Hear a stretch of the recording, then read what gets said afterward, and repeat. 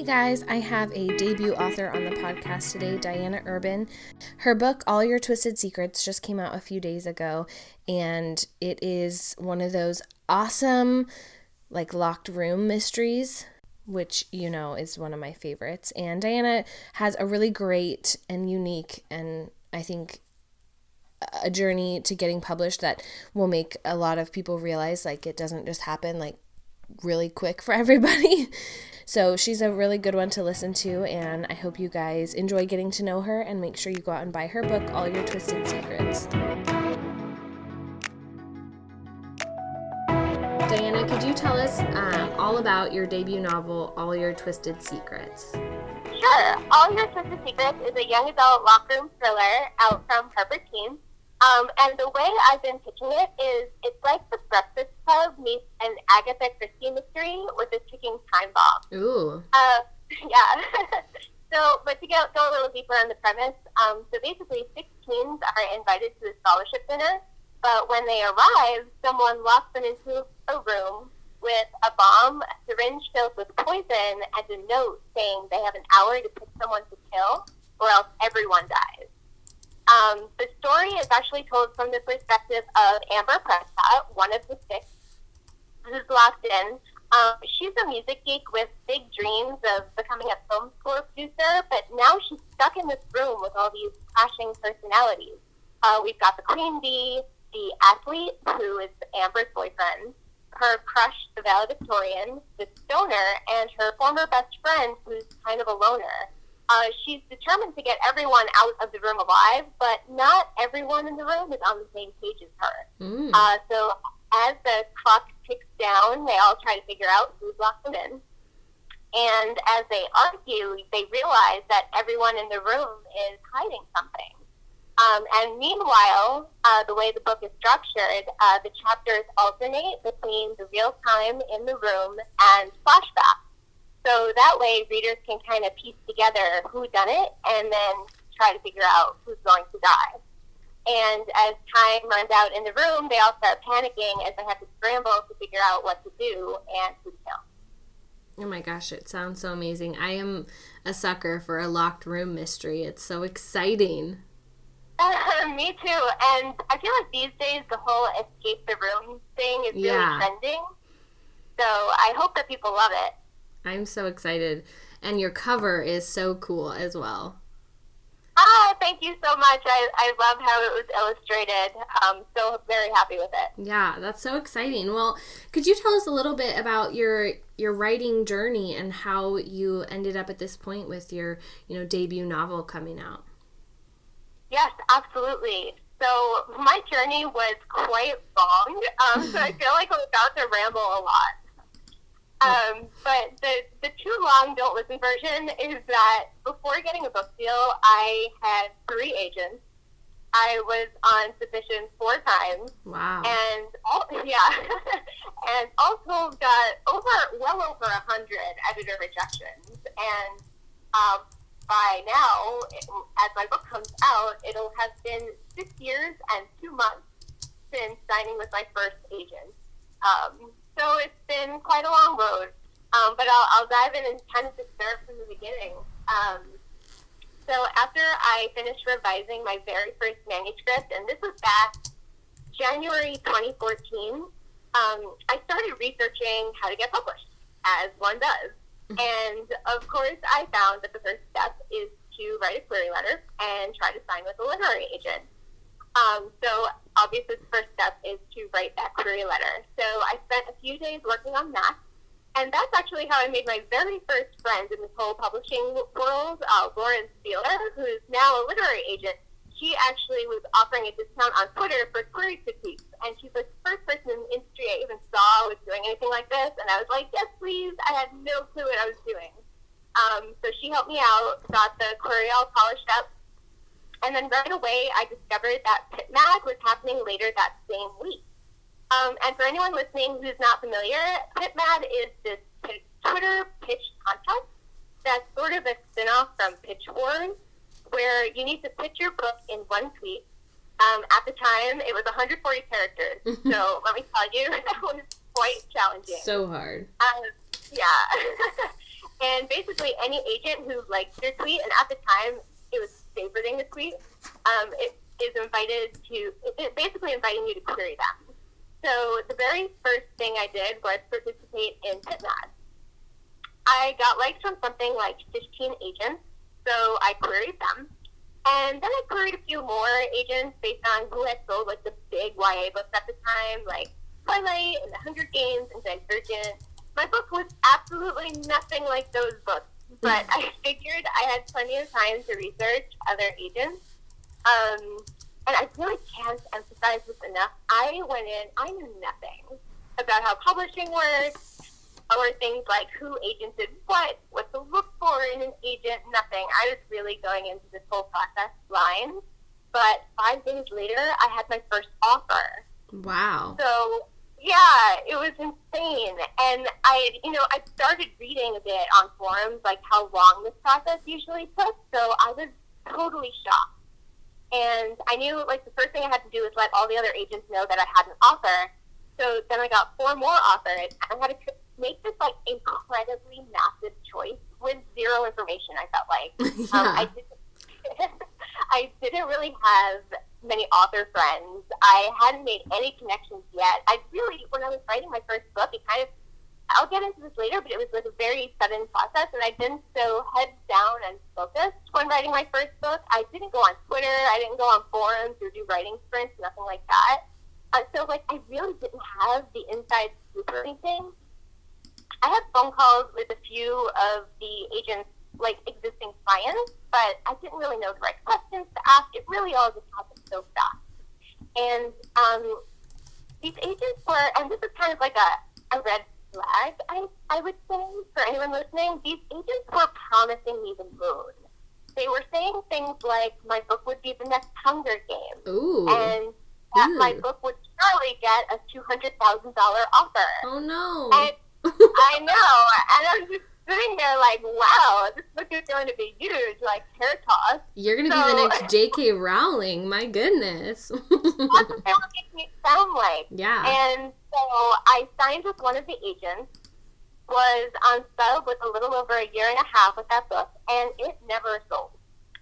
And to be honest, it never really even got close.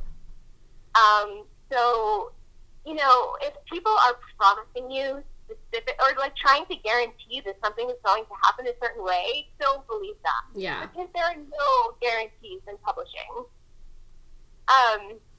So I ended up parting ways with that first agent, and signing with another agent for my second book. And that time, a lot of time had passed. I had made friends with people in the industry. I kind of knew what the process was, ideally going to be like this time. So this time I wanted to take my time and do more traditional cold querying. And it actually only took about 6 weeks to get an offer that time.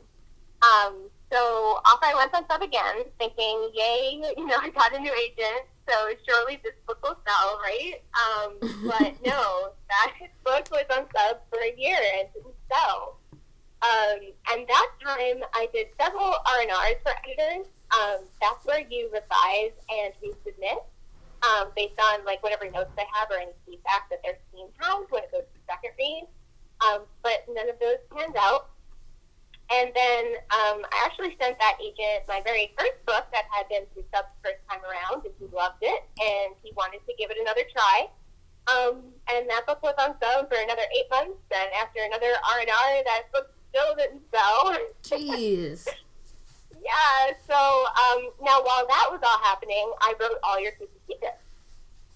It took me much longer to write it because I kept getting distracted by all of the R&Rs. Yeah, I would imagine. Yeah, and those are very time-consuming. But by the time I had kind of failed on sub for the third time, honestly, I was ready to self-publish. And I was going to self-publish my first book. And by this point, I'd been working at a company called BookBub for a while, which is in the publishing industry. Just for anyone who's not familiar, BookBub in part provides promotional tools for authors and publishers. And as part of my role on the marketing team, I run the Partners blog, where I write book marketing tips for both indie and traditionally published authors.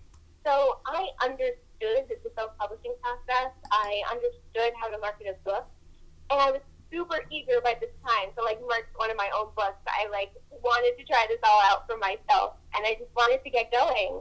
I really had been holding out for a traditional deal because I wanted to get print distribution. So many teens still buy print books, and I really wanted my book to end up in a bookstore, but by this time I had enough of the waiting and the silence and the constantly refreshing my email and wondering if it would ever happen for me. So I was just excited to move forward and take control of the process for myself. So I ended up parting ways with my second agent, and I got to work. I hired a copy editor. I started getting quotes from cover designers. I was all in. But then, at the same time, my CPs, or my protocol partners, were starting to get back to me with their feedback for All Your Twisted Secrets. And they were saying things to me like, well, gosh, Diane, this is your most marketable book yet, and you should give traditional publishing one more try, and you really have to query this. So I really didn't want to at the time. Yeah. But when you hear things like that, and when you have that dream of holding your book in a bookstore and reaching the right audience who's still buying print books, I mean, I just felt like, all right, fine, I'll do this one more time. So I decided to put on hold the self-publishing plans that I had just for a bit and try querying one more time. So 3 weeks after I started querying, I had an offer. And I was like, damn it, here we go again. But this time I got offers from my dream agents, and I ultimately signed with Jim McCarthy. Jim is such an amazing agent. I cannot say enough good things. It's like, and I swear, it's like he replies to my emails seconds before I hit send. I don't know how he does it. It's like kind of magical. But anyway, so I was on sub with All Your Twisted Secrets for only a couple months before getting a partial R&R request from Harper Teen. So previously, publishers had requested that I revise the full manuscript, which is a ton of work. Yeah. But this time, they only wanted the first 50 pages, which was great. And I loved the editor's feedback. We had a phone call that went really, really well. And it took me just a few weeks to revise those 50 pages. And after another few months, I finally got the call from Jim that Harper Teen was offering. And I was just like, thank God. At that point, I was just epic sigh of relief. That is crazy. So, that's such a, unique journey. And I love listening to, all the authors who are on the podcast answer this question, because there's some people who spend, 6 years just querying manuscripts, and you signed, you subbed, and had to go through that stressful process 4 times. That's a lot. I can't imagine that. Oh yeah, and that's the thing, everyone's journey is so different. Yeah. Like you said, there are some people who query for years and then get a quick offer when they're on sub.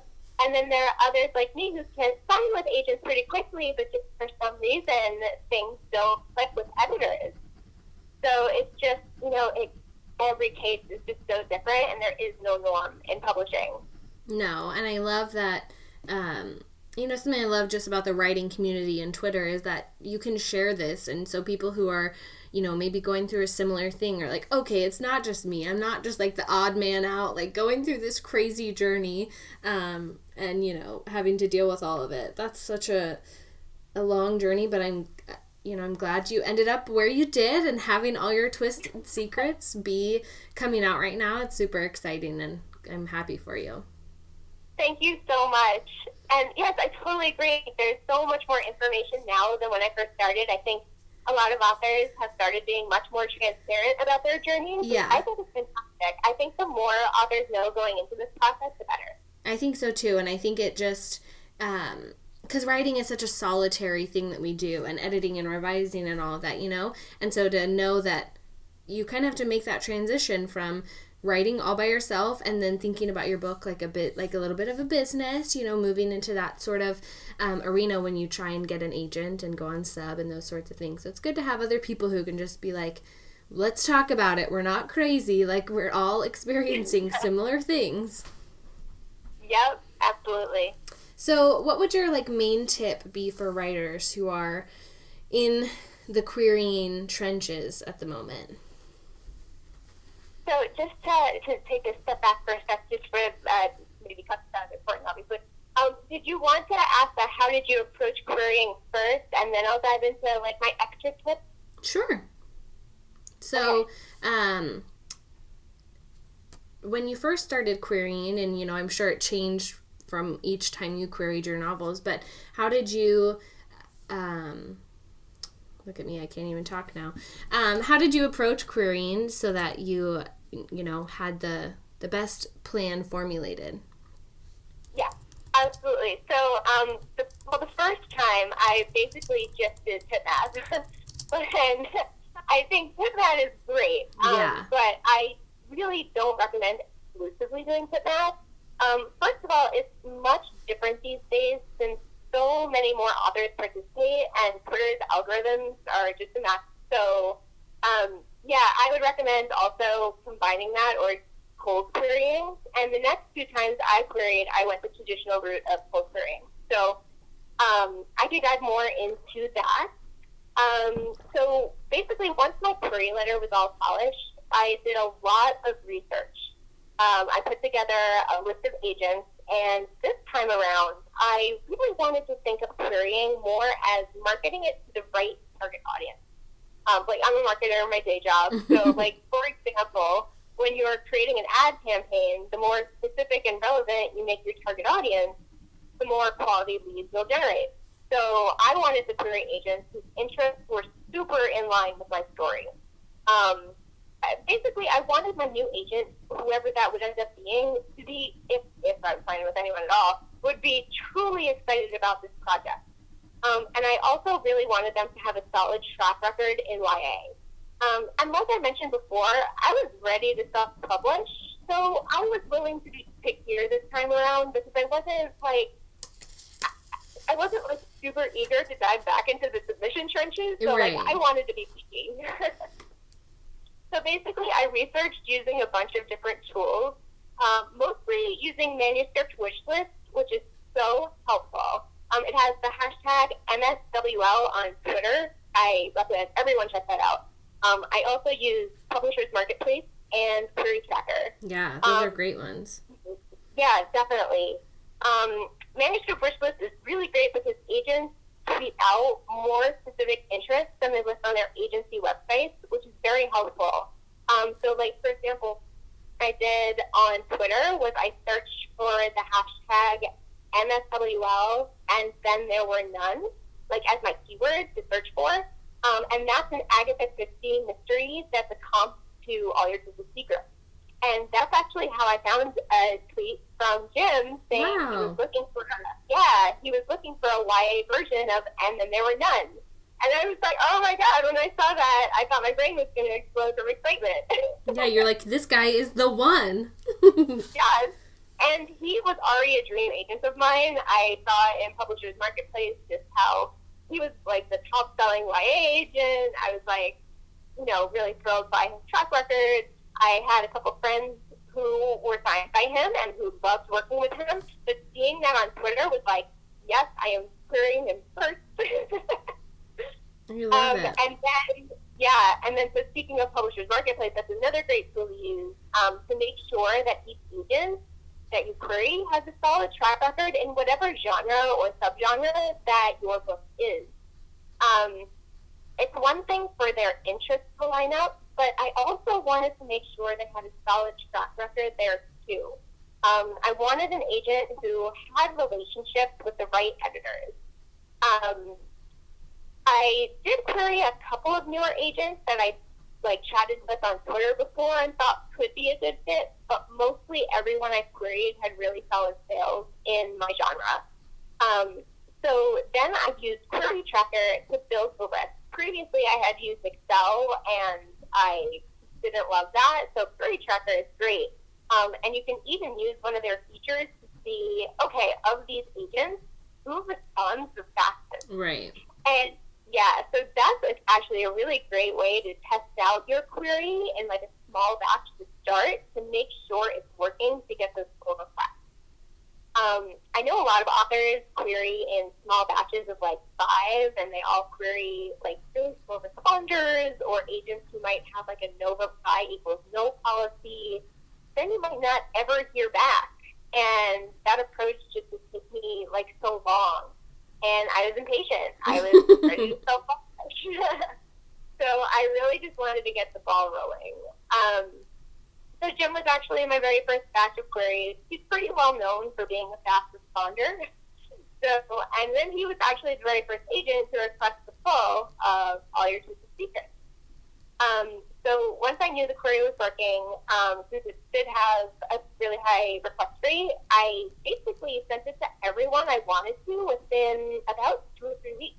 And then I got first offer in at the 3-week mark. And the rest is history. I love it. And I think you mentioned just some really great resources. Query Tracker, I used to use Excel too for querying, and you know, it's like you're doing all of the work that Query Tracker's already done for you pretty much, you know, inputting the addresses and emails and names and all that stuff, but Query Tracker makes it so easy. So I think that's definitely a cool resource. Yeah, definitely. And so what would your like main tip be for writers who are in the querying process right now? Sure. So to sum up from my experience, I would say make sure you do your research and find the agents who are really the most interested in the work you're trying to sell. I think trying to just target agents like really broadly, you might get a lot of non-responders. So make sure that your interest or their interests really line up with what you've written. But then also make sure that your query letter is as polished as possible. Don't rush it. I know authors have rushed it because they're just so excited to get their work out there when they finish their manuscript. Yeah, but it's so important to get that part right. If your query doesn't shine, if it doesn't stand out to them, they'll never get to your pages. So this is the time to not be impatient. Like, I am a very impatient person, but this is the time where I really took my time to get that right. I even recommend like hiring a professional to help for like $20 or $30 if you have the budget to do so. A lot of editors and agents offer query critique as like a freelance service for around that amount. And they look at hundreds of pitches a month, so they know what's what. And you know, if you do have the budget, I just think it's so important to get this part right, because if your query, again, if it doesn't catch an agent's attention, they won't read on. Definitely. And I think it's always, I'm totally an impatient person as well. Like, I just want it all to happen right now, you know? And I think the worst thing is like when you think your query's perfect, you send a couple out, and then you go back a couple days later and you see something like horribly wrong with it, or like a typo, and you're like, oh no, because you pretty much just kind of like shot your chance with those agents, right? So that's why it is so important to like write your query, let it sit, come back. I've had an editor, edit a query letter before, and that's honestly the most helpful thing, because it is super economical to do, and those fresh eyes are those fresh, unbiased eyes, because even sometimes your, betas and your CPs who have read the novel don't have as fresh of eyes as they need to look at it, and I think that is something that's really helpful. Right, absolutely. And I would say, too, one thing I did when I wrote my query, and after I revised it and tore it apart a million times, I would send it to my CPs first to see if there was anything that they caught, and then incorporate their feedback before sending it to the editor that I would hire, just to make sure also that I'm making the most of kind of the dollars that I'm spending with that professional. Yeah. I want to make sure to do as much work up front, and then get their help. Definitely. That's a good idea. Try and save yourself some of that money. Yeah. So let's talk a little bit about your writing style and, being an author. My first question is, what is the hardest part of writing for you? And then what's the hardest part of being an author? Because sometimes they can be different. Oh, yeah. They're very different. So in terms of writing, I think the hardest hardest part for me is starting to draft something brand new. Yeah. Pulling something out of nothing is just so hard. I mean, props to anyone who has finished a full draft, honestly. It's so freaking hard. And the thing is, like, for me, the process has actually gotten way harder after getting a book deal. It used to be where I'd have an idea and I would just start writing the thing. Sometimes I'd pause a few chapters in and very lightly outline until around the halfway mark just to have a roadmap for myself. But it was a very fluid process. And the ending would kind of come to me as I got to know the characters and their motivations and their relationships with each other. But once you have a contract where your publisher has the option on your next book, unless you have a full book already written and ready to go, you have to start by creating a proposal for your next project. Yeah. No. So a proposal, like, for anyone who's just not familiar with this part, because I was not, like, this was all, like, totally new information for me once I, got a deal and kind of moved to this next stage of things.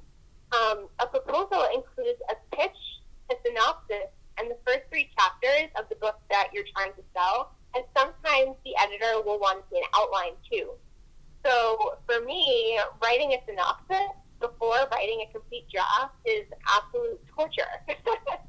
At this point, like, I don't intimately know my characters yet. I don't know what's driving. I don't know what's driving them. I don't know what their inner turmoils are. I don't know their motivations or how their relationships with each other all intertwine. And without knowing those things, it's so hard for me to know how the story ends. And for me, it usually had taken a few drafts to figure all of that out. I mean, with All Your Twisted Secrets, I didn't even write the last 3 chapters until I was a couple drafts in. So, like, to figure everything out when I've written only 3 chapters is really, really hard. And it's a skill I'm working on improving now. But yeah, I would say that that's the hardest part of writing for me. Now, the hardest part about being an author, I'd say, is just all the waiting. Yeah. There's so much waiting. You wait for replies to your queries. You wait for your agent to send you an edit letter. You wait to go on submission. You wait for editors to reply to your agent. And then once you finally get a deal, you wait for your contract. You wait to announce your deal. You wait for your editor to send you an edit letter. You wait to see your cover.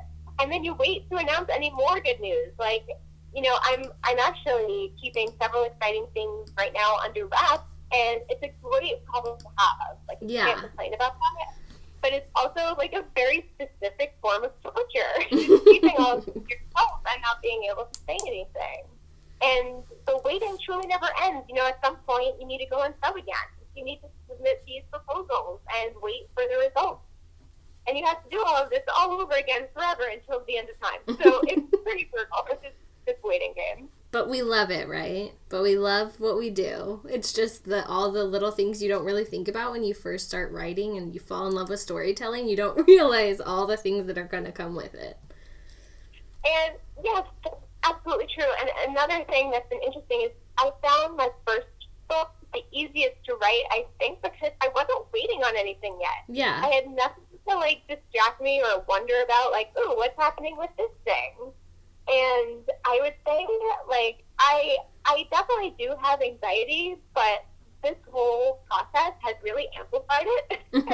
I would imagine. And so the anxiety can really interfere with your writing. So yes, I absolutely love writing, but then I find my mind wandering while I'm writing, and I'm like, what's happening with this thing?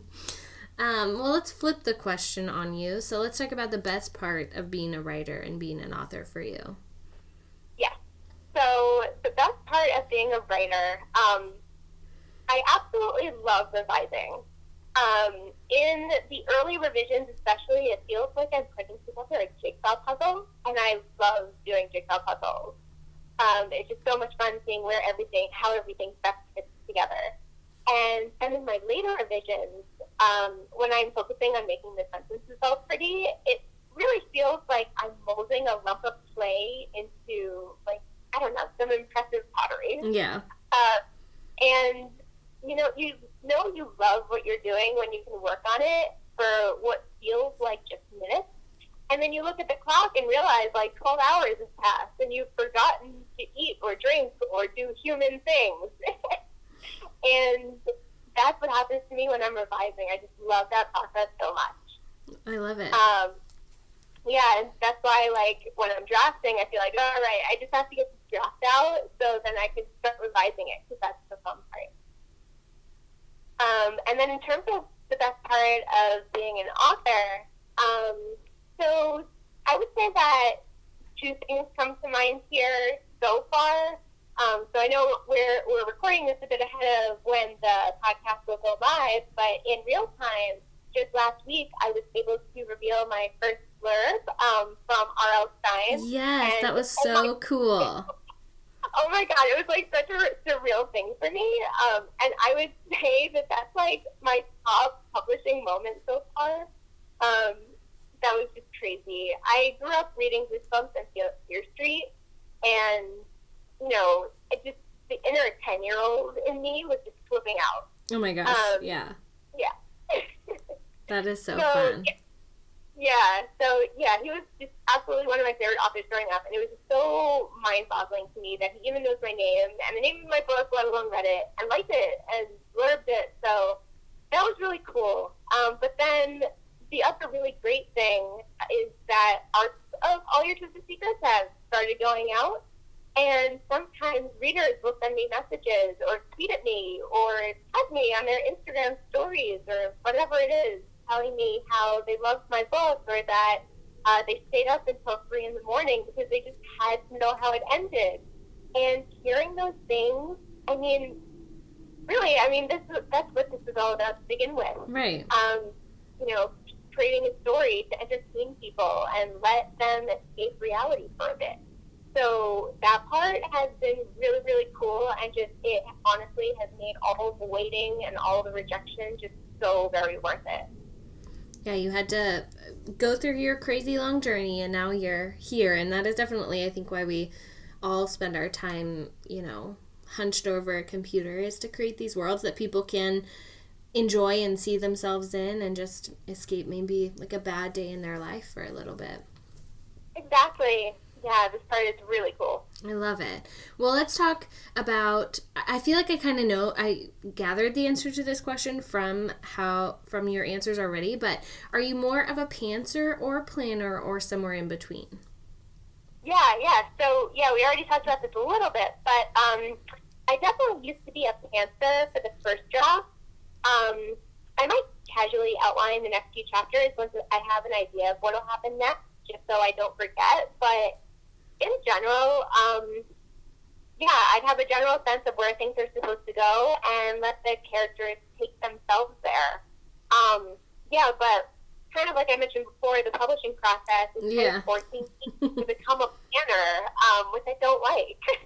Planning is hard for me. I feel like once I have an outline, like, I'm in, like, too tight of a box, and, I feel like I have to stick to it, but then my characters will be like, I'm sorry, we're going to do something totally different. Yeah, exactly. It doesn't stifle your creativity entirely because, you're still writing the scenes, and it's still a very creative process, but I just feel like, oh, what if I think of something really cool that happens later, but it doesn't map out to what I planned? How do I fit that in? And I find that part very difficult. I know that, like, I kind of mentioned before the whole proposal process and needing to plan all this out now, but I've definitely heard from authors who are kind of, like, more experienced and further along and are several books in that they kind of do have more creative freedom where they have to submit only, like, the proposal and the first 3 chapters instead of the full outline. So we'll see. Maybe at a few books down the line, if I am lucky enough to get that far, I'll be able to go back to my original process and what I really enjoy. And if anyone listening is more established and thinks that I'm just overthinking this whole proposal part, let me know. Yeah, give us some feedback on it. Yeah. Well, let's talk about when your love of writing began, when your love of storytelling really started. Oh boy. So, well, I kind of mentioned earlier it came out of nowhere, but I've always loved reading. So when I was little, I was a voracious reader. My parents would bring me to Walden Books in our local mall, and I'd pick out like 3 paperbacks, always including an R.L. Stein, and usually a Babysitter Club book, and then something else, and I'd finish them within 24 hours. I just would read so fast and so much. I dabbled with writing like a few times, but like mainly for homework assignments, nothing very, seriously on my own. Yeah. And I just never thought I had what it took to write a story.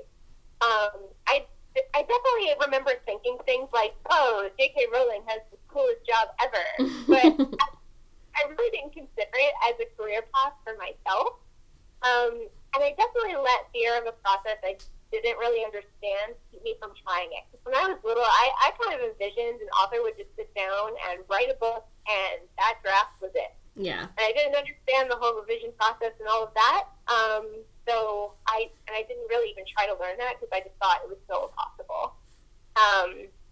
But it's kind of like the want of it kind of was in the back of my mind, I guess, for a long time. But when I was in my mid-20s, I was actually on a business trip in Paris.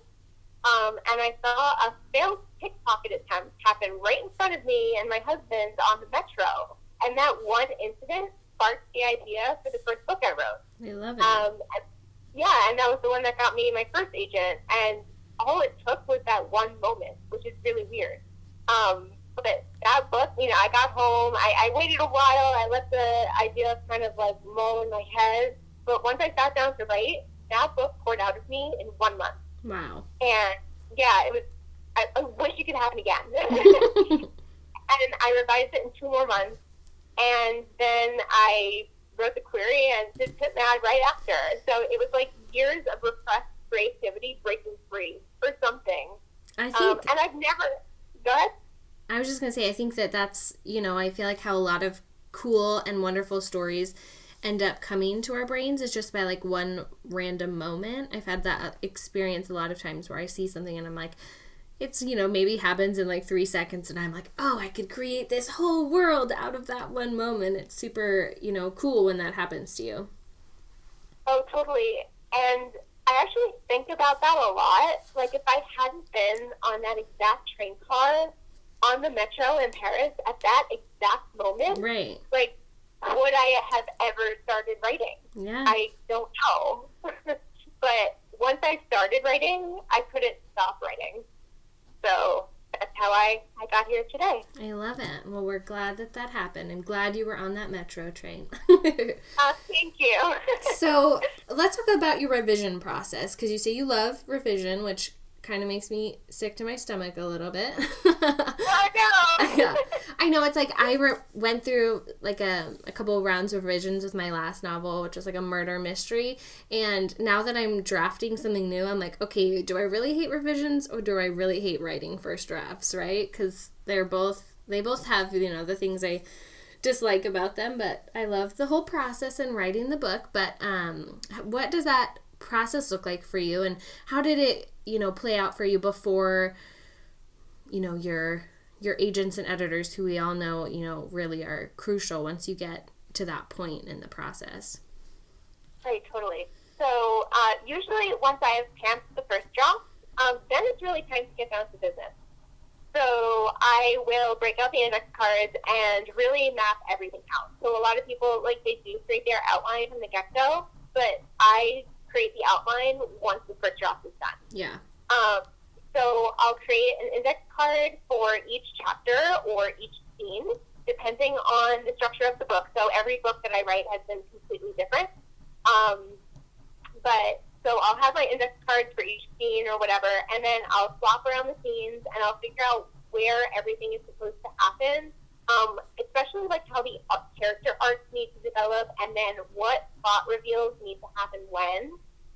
And then where things need to be added, where things need to be deleted, where there needs to be more red herrings, and where the clues need to be dropped, things like that. And I love that part. For me, it's like, again, it's like a massive jigsaw puzzle, and I love it. Once I'm really happy with the arrangement of the index cards, so like I'll have them all on my table all lined up and ready to go, then I will transcribe them into Scrivener. So for anyone who doesn't know, Scrivener is a sort of word processor, and like to really simplify this, because there are a lot of different features you can use. Basically, you have a separate text file for each chapter or scene. You can easily move things around, unlike Word, where it's just like a really long file of text. Yeah. So in Scrivener, I'll create a folder for each index card, and then within that, a text file for each scene. And then I'll go ahead and paste in the text from my first draft in the right places in the new Scrivener text files. And then once everything is in place, I start from the beginning and start revising, usually chronologically, for the first revision. So I'll just go straight through and make sure everything is like kind of smooth, and add new scenes as necessary, delete anything as necessary. Then in later revisions, like the second revision, I'll make a checklist of things that need to be revised.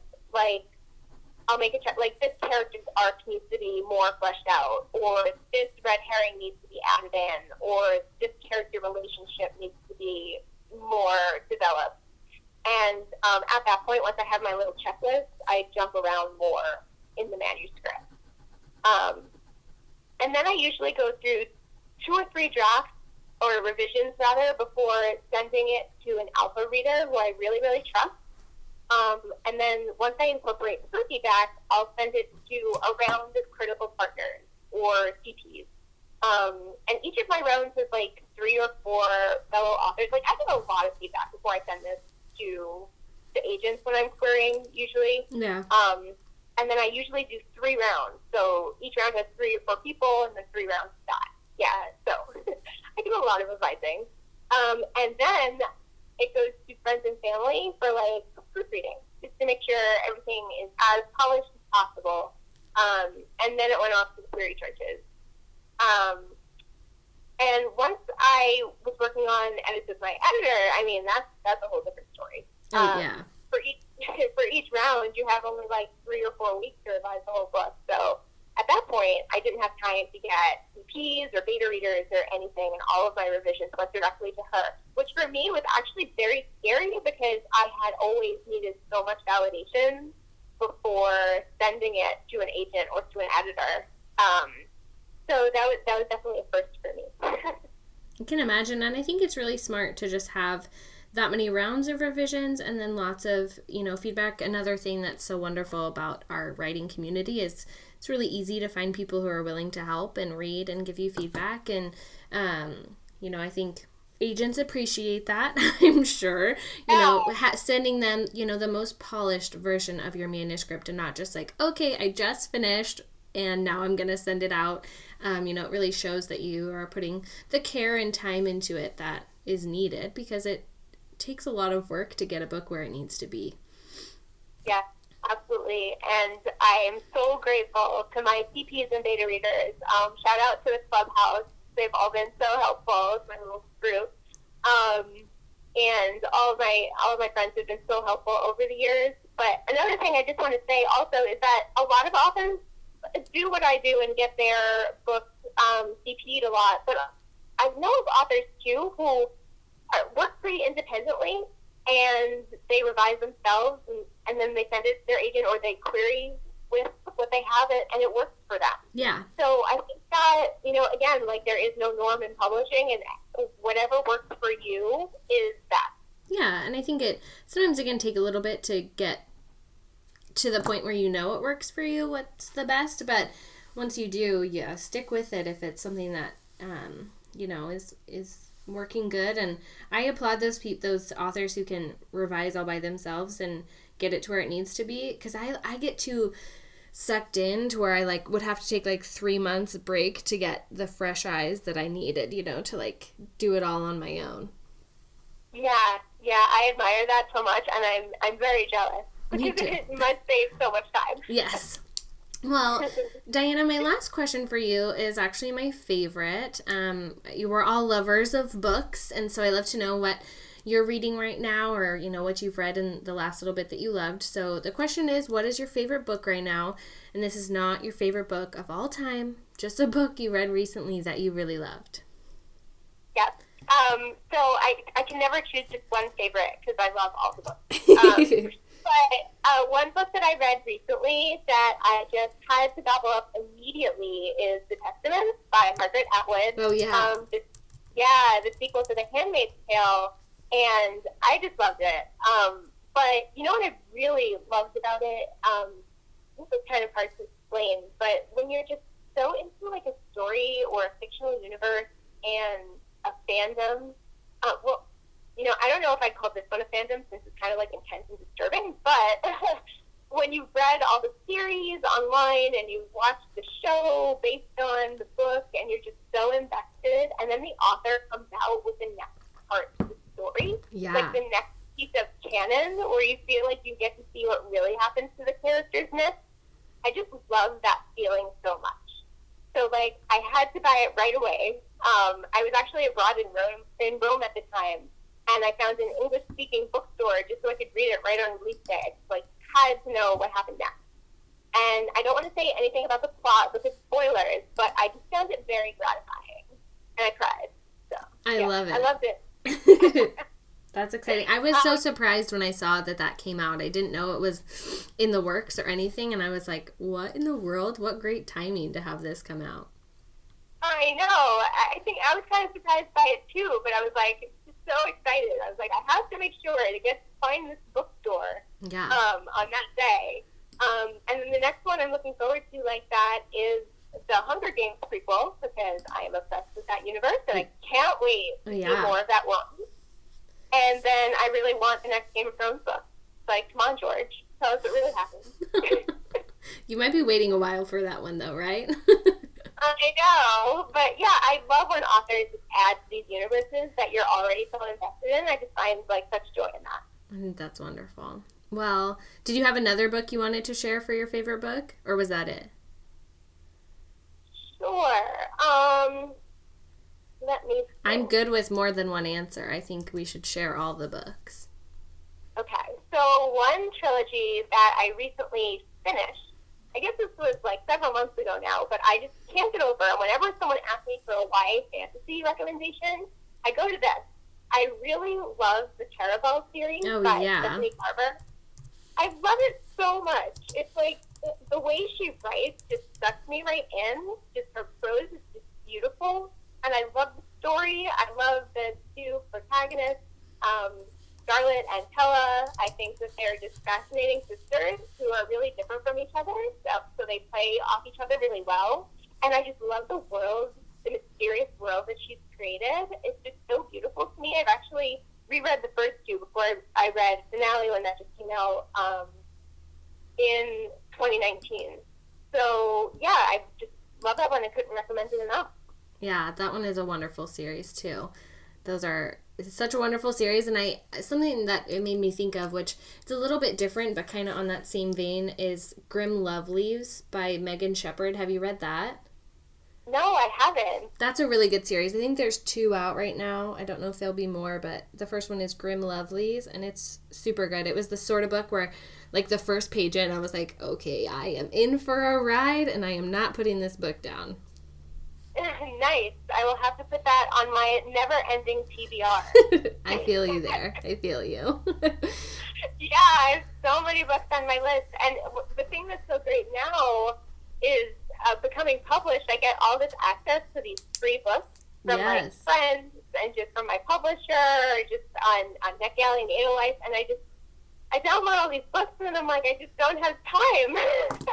Trust me, I know how that feels. I go through every few months and, get a bunch of arcs on my list, and then I'm like, when am I going to have the time to read all of these? No, I just wish there were more than 24 hours in a day. Honestly, That would be helpful for so many reasons. It would be. Diana, thank you so much for being on the podcast and telling us all about you and your journey and all your twisted secrets, which is out now. So everybody go and get all your twisted secrets. Thanks so much for inviting me onto your podcast. I was so excited when you asked me. Yes, of course. It's such a blast to be able to connect with people and, create these connections and friendships, because I think what we all do is can be very lonely at times and, and very isolating. Yeah. So it's good to just come together and chat about it. Absolutely. Thanks again. Thank you so much for listening. Please go support Diana and follow her and watch all the cool things happening with her and her book, and make sure to rate and review and share the podcast wherever you can. And as always, I just appreciate you guys so much. See you next time.